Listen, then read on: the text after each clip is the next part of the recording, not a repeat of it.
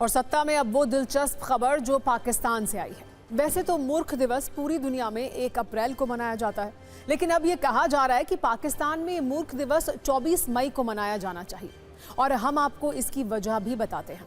एक बहुत दिलचस्प तस्वीर दिखाते हैं, लेकिन असली खेल उस तस्वीर का है जो शहबाज और मुनीर की तस्वीर के अंदर दिखाई पड़ रही है।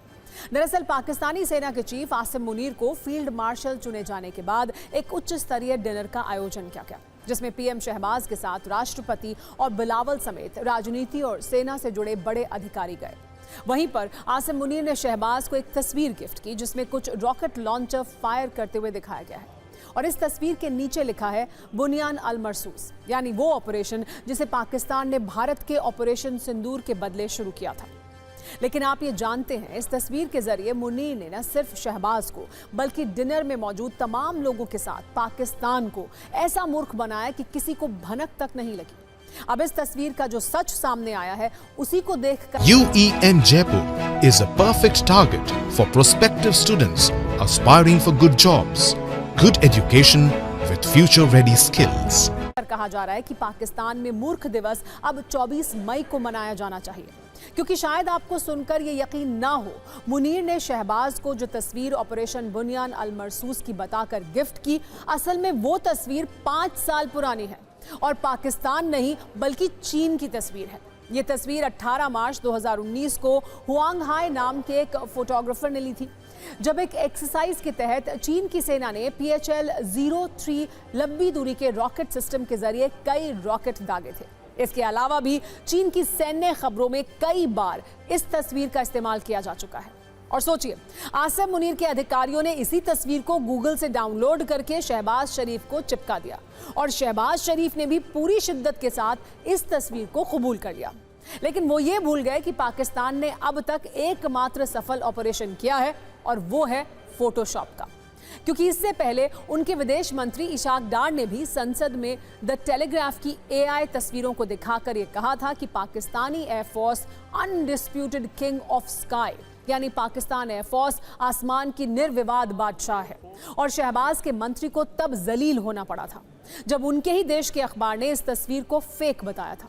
मतलब ये कि पाकिस्तान में इस वक्त नेक्स्ट लेवल की कॉमेडी चल रही है और ऐसी चैंपियनशिप चल रही है जिसमें सेना के अधिकारियों और मंत्रियों में रेस लगी है कि कौन किसे कितना मूर्ख बना सकता है, और मुनीर की ये तस्वीर उसका सबूत है।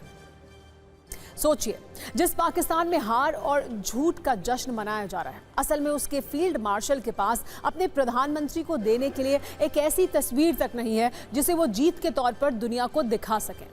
और हालत यह है कि शहबाज को गिफ्ट देने के लिए गूगल से तस्वीरों को डाउनलोड करना पड़ रहा है। वैसे आज आसिम मुनीर के लिए हमने भी सत्ता का एक वीडियो एल्बम तैयार किया है, जिसकी तस्वीरें वो चाहें तो शहबाज शरीफ को गिफ्ट कर सकते हैं। अगर मुनीर चाहें तो पाकिस्तान के 9 एयरबेस की तस्वीरें फ्रेम करवा के शहबाज को दे सकते हैं, जहां भारत की मिसाइलें गिरी थी। अगर मुनीर चाहें तो वो बहावलपुर में जैश ए मोहम्मद के हेडक्वार्टर मरकज सुभान अल्लाह की तस्वीरें और मुरीद के में लश्कर तैयबा के हेडक्वार्टर की तस्वीरें शहबाज को गिफ्ट कर सकते हैं, जिसे भारतीय सेना ने ऑपरेशन सिंदूर के तहत मिट्टी में मिलाया था। इसके अलावा मुनीर के पास शहबाज को गिफ्ट करने के लिए फतेह मिसाइल का विकल्प भी है, जिसे भारत ने सिरसा में मार गिराया था और उसके बाद हरियाणा के लोग उसके मलबे को अपने हाथों में उठाकर घूम रहे थे। वैसे तो ये सारी तस्वीर सबूतों के तौर पर भारत कई बार दिखा चुका है। ये तस्वीरें टीवी न्यूज़ से लेकर सोशल मीडिया तक मौजूद भी हैं, लेकिन अगर फिर भी मुनीर के अधिकारियों को किसी तरह की दिक्कत है तो वो इसके लिए भारतीय सेना से हॉटलाइन पर सीधा संपर्क कर सकते हैं, क्योंकि हमारी सेना ने ऑपरेशन सिंदूर में पाकिस्तान की बर्बादी का पूरा एल्बम तैयार किया है और उसे पाकिस्तान की कम से कम ये मदद करने में बहुत खुशी होगी। इस वक्त भारत में IPL का टूर्नामेंट चल रहा है, लेकिन दुनिया में एक कूटनीतिक प्रीमियर लीग चल रही है, जिसमें टीम भारत और टीम पाकिस्तान आमने सामने है। और इस लीग में टीम भारत के सदस्य पाकिस्तान पर एक से एक बाउंसर फेंक रहे हैं। पाकिस्तान के प्रधानमंत्री शहबाज शरीफ मुस्लिम देशों के चक्कर काट रहे हैं, तुर्की के राष्ट्रपति अर्दोआन का हाथ थामे घूम रहे हैं, उसे स्तरहीन ड्रोन्स देने के बावजूद थैंक यू बोल रहे हैं, और दूसरी तरफ टीम भारत के सदस्य पूरी दुनिया को पाकिस्तान के असली आतंक चरित्र के बारे में बता रहे हैं। टीम भारत की ओर से पाकिस्तान को एक्सपोज करने का कार्यक्रम तसल्ली बख्श तरीके से जारी है। तो पाकिस्तान के पीएम शहबाज शरीफ मुस्लिम देशों में विनती कार्यक्रम चला रहे हैं और समर्थन मांग रहे हैं। टीम भारत के सदस्य पाकिस्तान को आतंकवाद के मुद्दे पर क्लीन बोल्ड कर रहे हैं, तो टीम पाकिस्तान भारत से हार के बाद झूठ की गुगली फेंकने में व्यस्त है। वैसे तो भारत के कई डेलीगेशन अलग अलग देशों में ऑपरेशन सिंदूर के बारे में ब्रीफ कर रहे हैं, लेकिन सबसे ज्यादा चर्चा कांग्रेस सांसद शशि थरूर की हो रही है, जिन्होंने अमेरिका में बैठकर न सिर्फ अमेरिका को आईना दिखाया, बल्कि इस देश में चल रहे बहुत सारे अगर मगर का भी जवाब दे दिया। थरूर ने अमेरिका से पाकिस्तान को बताया कि अब भारत एक भी आतंकी हमले को बर्दाश्त नहीं करेगा। ऑपरेशन सिंदूर की जानकारी देते हुए एक बार भी ट्रंप का नाम नहीं लिया, जो दुनिया में घूम घूम कर यह दावा कर रहे हैं कि उन्होंने ट्रेड से जंग रुकवा दी।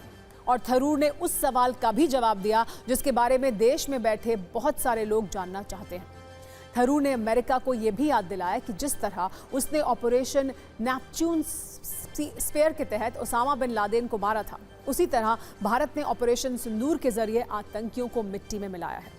थरूर के अलावा एक और नाम ट्रेंड कर रहा है और वो है सांसद असदुद्दीन ओवैसी का, जिन्होंने एक मुस्लिम देश में बैठकर पाकिस्तान की जबरदस्त धुलाई की है। इस पर हम आपको आइए एक रील भी दिखाते हैं। Absolutely clear that we are not interested in warfare with Pakistan. We would much rather be left alone to grow our economy and pull our people into the world that they're getting ready for in the 21st century. There has now got to be a new normal.